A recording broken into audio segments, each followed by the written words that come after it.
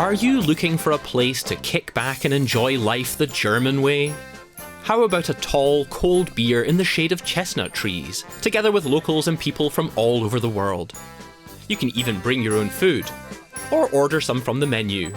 Introducing the Bavarian Beer Garden.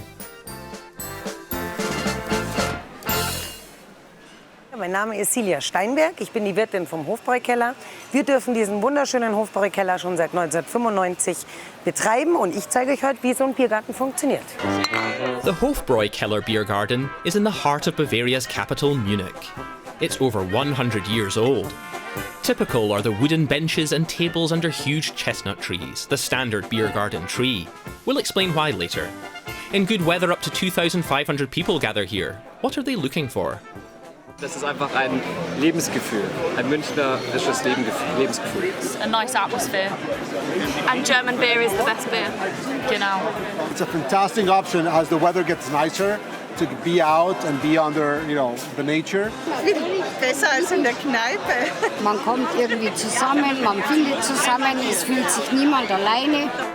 But to get the most out of your time at the beer garden, you have to make an important decision right at the start. Also diese klassische Biergartenbestuhlung, die zeigt dem Gast eigentlich, dass er sich dann sein Essen selber holt in unserer Selbstbedienung und die Getränke natürlich auch.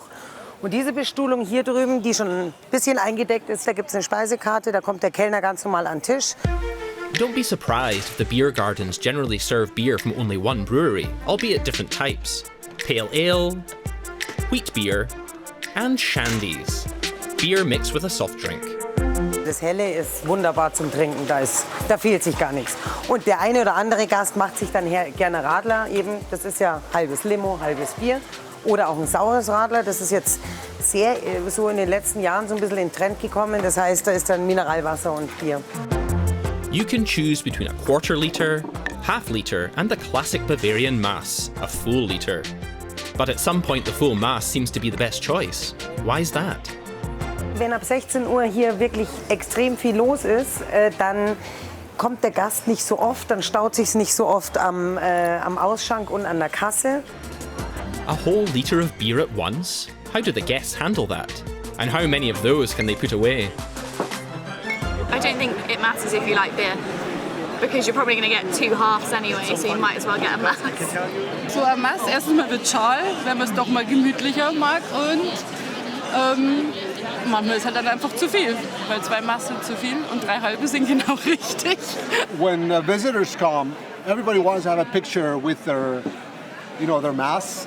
Es war jetzt die zweite. Wahrscheinlich wird es eine dritte. Not many. 2, 3, maybe 4. It depends how good the company is. Whether it's 1 or more liters, it's definitely a good idea to eat something.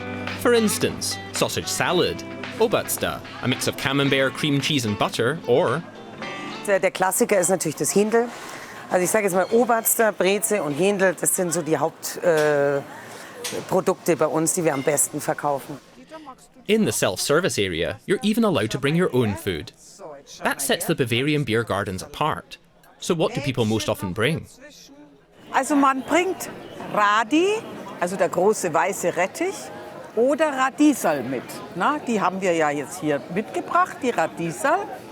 Und dann haben wir eine Regensburger. Diese Wurst, die ist also auch ein ganz typisches Biergartenessen.